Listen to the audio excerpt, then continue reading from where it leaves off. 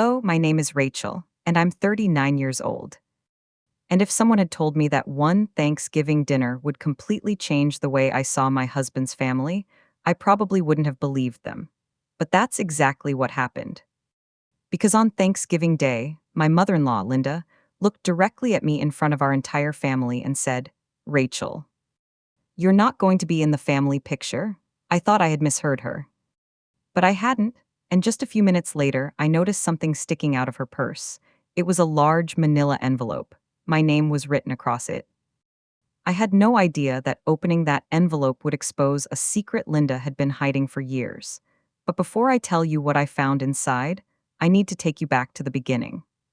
Because Thanksgiving wasn't where this story started, it was where everything finally came to the surface. As I said, my name is Rachel. I'm 39 years old and I've been married to my husband, Mark, for 7 years. Mark is 41 and we have 2 children together. Our daughter, Emma, is 6 and our son, Noah, is 4. Mark and I met when we were both working at the same company. We started as friends, became close, and eventually fell in love. When he proposed, I was thrilled. But there was one person who wasn't nearly as excited. His mother, Linda. Linda was 64 years old at the time. She was intelligent, organized, very successful, and extremely controlling. She liked knowing where everyone was, what everyone was doing, and what everyone planned to do next, especially her children. Mark had one younger sister named Claire. Claire was 36, married to a man named Brian, and had 2 children. And from the moment I entered the family, I noticed something.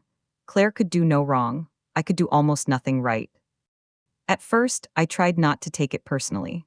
I remember one Sunday dinner shortly after Mark and I got married. Linda had pulled out an old photo album. She was showing us pictures of Mark when he was a child. "This was Mark at 8, she said. Then she turned the page. "This was his first baseball game." She smiled proudly. Then she reached another page. There was Mark standing beside his high school girlfriend. Linda smiled. "Oh, I love Jessica." Mark immediately looked uncomfortable. "Mom, what?" Linda said. Jessica was lovely. I gave a polite smile. Linda looked at me. "I'm sure Rachel is lovely too." The way she said it made me feel like I'd just been compared to a product she wasn't planning to buy. I laughed awkwardly. Mark changed the subject. At the time, I thought it was just an uncomfortable moment, but there were many more. When Claire became pregnant, Linda spent weeks helping her prepare the nursery. She bought a designer crib, a $2,500 stroller, baby clothes, even a custom rocking chair. When I became pregnant with Emma, Linda gave me a box of used baby clothes. I didn't care about the clothes. I cared about the difference in treatment. When Claire needed help with her car, Linda paid for the repairs. When Mark needed help replacing our broken washing machine, Linda told him, "You two need to learn to budget better." Mark didn't say anything. Neither did I. I kept telling myself that it wasn't worth creating conflict. Then came Christmas. Claire received a beautiful pair of diamond earrings. I received a scented candle. Again, I didn't care about the price. I would have been happy with a card, but Linda made the difference obvious. She hugged Claire and said, "You deserve something special." Then she handed me the candle. "Hopefully you can use this," I smiled. "Thank you." But inside, I felt something change, not anger. Not yet, just understanding. I finally realized that Linda wasn't simply difficult. She was making a distinction between people she considered family and people she considered outsiders. And I was clearly in the second category. Pause. One evening after Christmas, Mark and I were driving home. I finally asked him, "Do you think your mom likes me?" He looked at me. "Why are you asking?" "Because I don't think she does," he sighed. "She has always been difficult."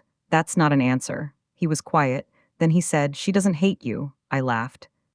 "That's a pretty low standard for a mother-in-law." He smiled. Then he reached over and held my hand. "Rachel, I love you. I know, and that's what matters." At the time, I believed him. I really did, but what I didn't understand was that Mark had spent his entire life trying to keep peace with his mother.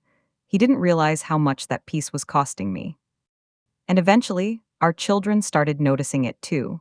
The first time I realized Linda's behavior was affecting my children was during Emma's school performance. Emma had been practicing for weeks. She was so excited. She kept telling everyone that Grandma was going to watch her sing. I had invited Linda personally. "Of course I'll come," Linda had said. But on the morning of the performance, she called, "Rachel, I can't make it." I was disappointed. "Is everything okay?" "Yes, Claire needs me." I paused. "What happened?" "She needs help choosing curtains for the new nursery." I actually thought I had heard her wrong. "Curtains?" "Yes." I didn't argue. I just said, "Okay." That afternoon, Emma stood on stage. She kept looking toward the audience. She was searching for Grandma. When the performance ended, she ran over to me. "Mommy," I hugged her. Then she looked around. "Where's Grandma?" I swallowed. "She couldn't come." Emma's smile disappeared. "She likes Aunt Claire better." Pause, I didn't know what to say. Because she was 6 years old, and she had already figured it out. That night I told Mark what happened. He looked upset. "I'll talk to Mom." "Please do," he called Linda. I heard him say, "Mom, Emma was looking for you today." There was a pause, then he said, "Curtains could have waited." Another pause. "No, Mom, this isn't about Rachel." He hung up. I looked at him. "What did she say?" He sighed. "She said you're too sensitive." I stared at him. "Of course she did." Mark walked over and hugged me. "I'll handle it," but handling it didn't last very long. A few months later, Linda invited everyone to dinner. When we arrived, she hugged Claire. She hugged Brian. She hugged the children. Then she looked at me. "Rachel, can you put the food in the kitchen?" I said, "Sure." While I was in the kitchen, I heard laughter coming from the dining room. I walked back in. Claire was telling everyone about a promotion she had received. Linda was beaming. "That's my girl," she said. Then Mark mentioned that I had recently received an award at work. Linda looked at me. "Oh, that's nice." Then she immediately turned back to Claire. "So tell me more about your promotion." It was so obvious that I almost laughed. Later that night, I told my friend Sarah everything. Sarah had been my closest friend since college. We were sitting at a coffee shop when I finished explaining what had happened. Sarah leaned back. "Rachel, I think you're making one mistake." "What?" "You keep asking yourself whether Linda means to hurt you." I frowned. "What should I be asking?" "Whether the pattern keeps repeating." I was quiet. Sarah continued. "Because from everything you've told me, it isn't one rude comment." She started counting on her fingers. "She excludes you. She compares you to Claire. She embarrasses you. She makes Mark feel guilty when he defends you. And then she tells you you're too sensitive." I stared at her. "You really think it's intentional?" Sarah looked directly at me. "I think she's learned that you stay quiet to keep the peace." That sentence stayed with me because she was right. I had spent years trying to avoid conflict, and Linda had learned that she could push me without consequences. Then came Thanksgiving. Linda called Mark about 2 weeks before.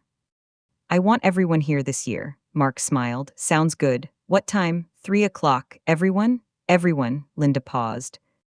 Then she said, "I want a proper family Thanksgiving." I remember that exact phrase. A proper family Thanksgiving. I didn't know what it meant then. I do now. On Thanksgiving morning, I woke up early. I made pumpkin pie, apple pie, green bean casserole, dinner rolls. Emma and Noah were running around the house wearing their holiday outfits. Emma wore a burgundy dress. Noah had a little sweater with reindeer on it. Mark loaded the food into the car. Before we left, he kissed me. "Ready?" I smiled. "Let's survive Thanksgiving."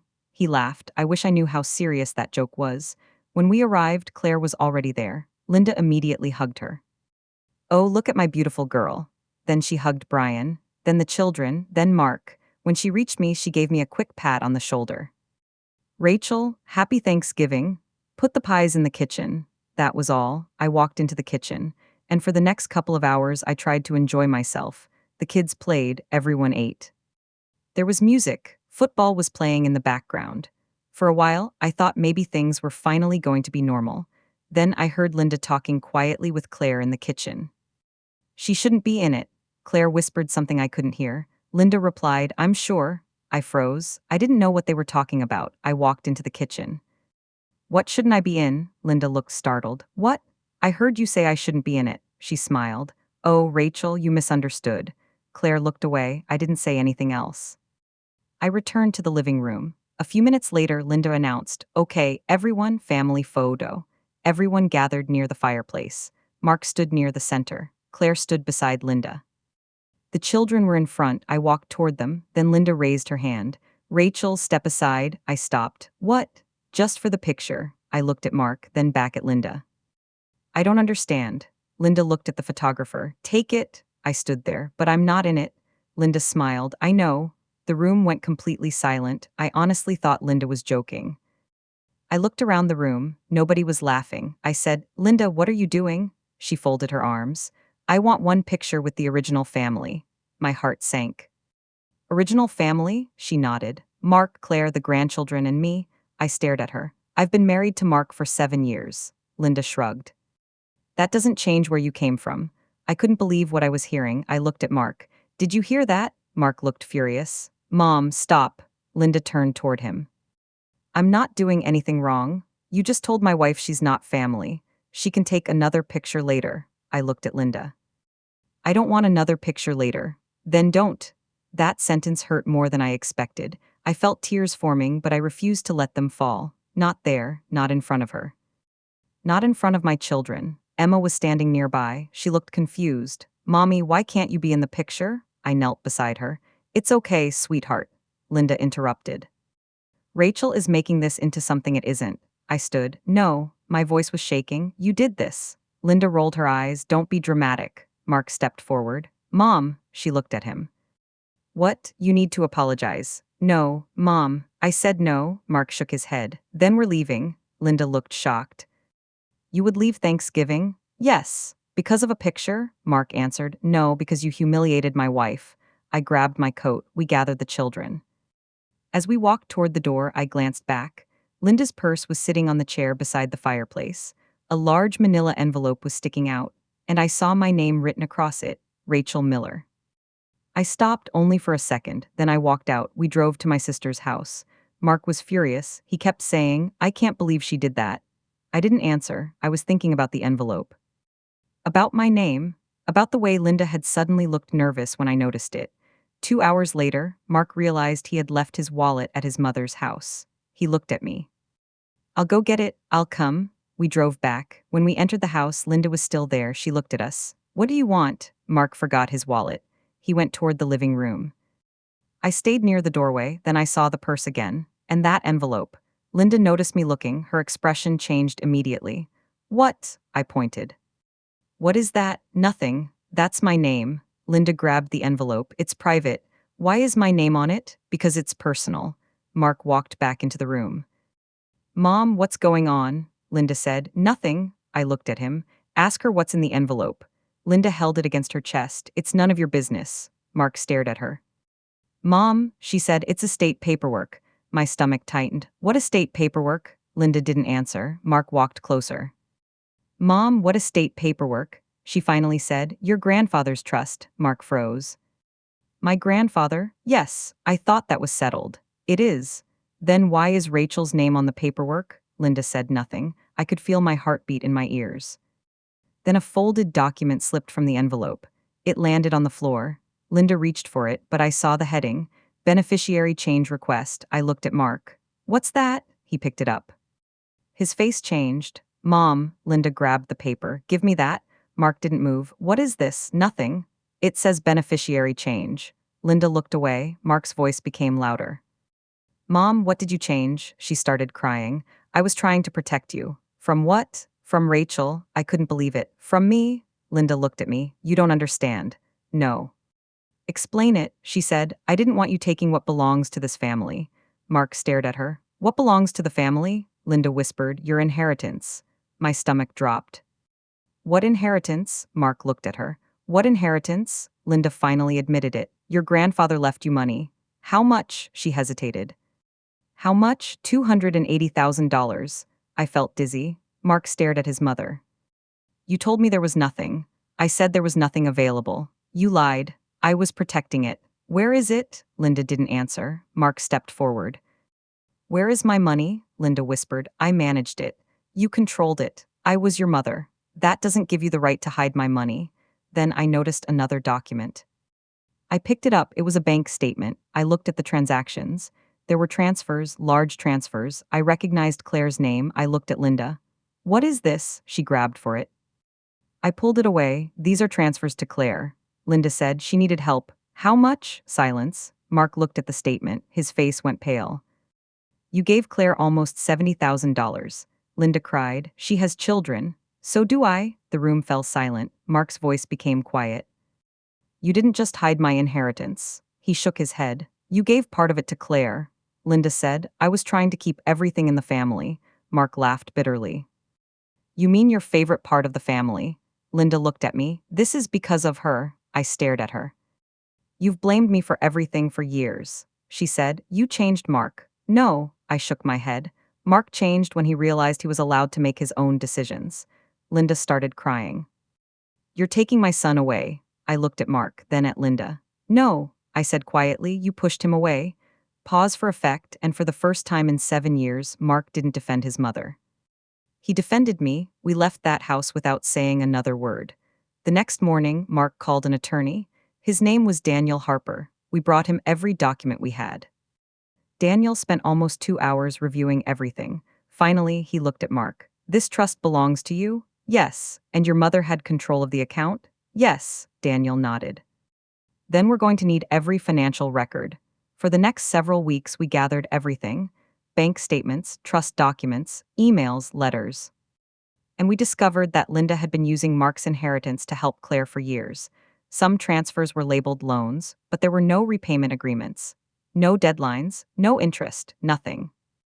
It was essentially money Linda had decided she could distribute however she wanted. And there was something else. Linda had actually attempted to change the beneficiary designation. She wanted Claire to receive the remaining trust assets. When Mark saw that document, he was devastated. He said, "She really chose Claire over me." I held his hand. "You don't have to compete with your sister." "I know," he looked at me, "but I spent my whole life trying to make her proud." I hugged him. "You don't have to do that anymore." Eventually, our attorney sent Linda a formal demand for the remaining funds and documentation. A few days later, Linda called me. "I want to meet." I agreed. We met at a quiet cafe. She looked exhausted. She was no longer the confident woman who had humiliated me at Thanksgiving. She looked older. She looked defeated. She said, "You've destroyed this family." I looked at her. "No, you took Mark away. I didn't take him anywhere. You made him turn against me." I shook my head. "Linda, I didn't make Mark do anything." She looked down. "He used to tell me everything.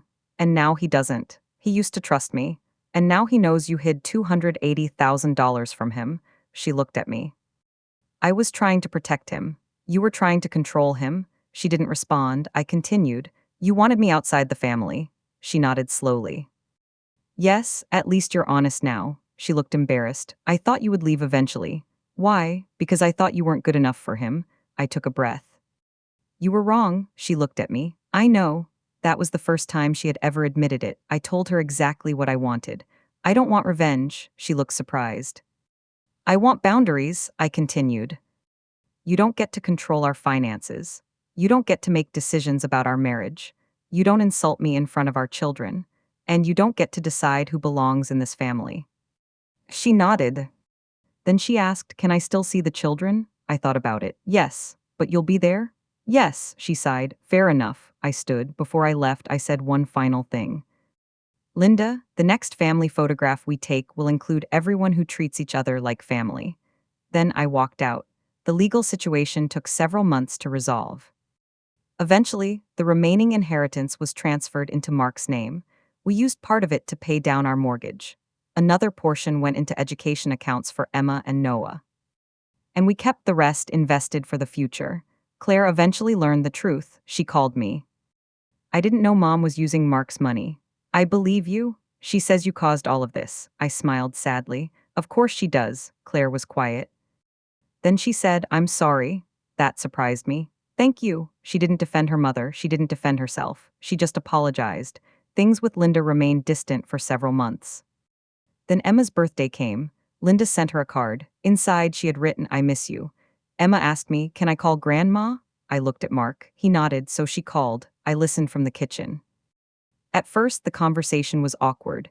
Then Emma started laughing. And I realized something. I didn't have to love Linda. I didn't even have to trust her.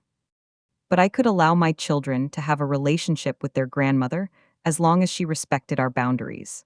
6 months after Thanksgiving, we hosted another family gathering. This time it was at our house. Linda arrived carrying a homemade apple pie. She stood at the door. "Happy Thanksgiving." I smiled. "Happy Thanksgiving." She handed me the pie. "I made this, thank you." Then she looked at me. There was a long pause. Finally, she said, "I'm sorry." I didn't say anything immediately. Then I nodded. "Thank you." She looked down. "I know things won't go back to how they were." "No," I said. "They won't," she nodded. "But maybe they can become something better." I smiled slightly. Maybe. Later that afternoon, Mark called everyone outside. "Family picture?" Emma grabbed my hand. "Mom, you're coming." I laughed. "Yes, sweetheart." Everyone gathered together. Linda stood beside Claire. Mark stood beside me. The kids stood in front. And this time, nobody told me to step aside. The camera flashed. And for the first time, I didn't feel like I was trying to earn my place in the family. I already knew I belonged. I still have that original Thanksgiving photograph, the one without me. I keep it as a reminder, not of humiliation, but of the moment I finally stopped accepting it. Because sometimes, the person who is trying hardest to push you out of the family accidentally shows you exactly why you need to stop chasing their approval. And that's what Linda did for me. She tried to erase me from one photograph. Instead, she exposed everything she had been hiding. So, if there's one thing I've learned from all of this, it's that family isn't determined by who shares your last name. It's determined by who respects you, supports you, and makes you feel like you belong. For years, I thought keeping the peace meant staying quiet. Now I understand that sometimes keeping the peace means finally speaking up. And that Thanksgiving photograph? It wasn't the thing that broke our family. It was the moment that showed me what had already been broken. If you've ever dealt with a mother-in-law, parent, sibling, or another family member who made you feel like you didn't belong, tell me your story in the comments. I'd genuinely love to hear what happened. And if you enjoyed this story, don't forget to subscribe to Family Secrets Revenge for more stories about family betrayal, hidden secrets, unexpected twists, and the kind of revenge nobody sees coming. Thanks for listening. I'll see you in the next story.